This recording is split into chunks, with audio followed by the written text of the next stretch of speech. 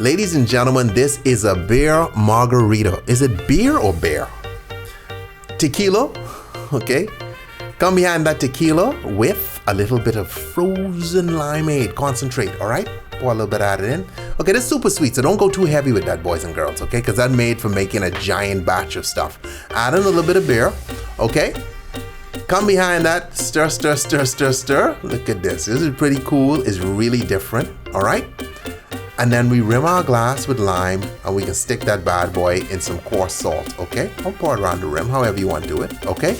Put some ice in, crushed ice, and now we come behind with that mix that you see us just made, and we pour it over the top, all right? This is really different, really unique, but it's fun, okay?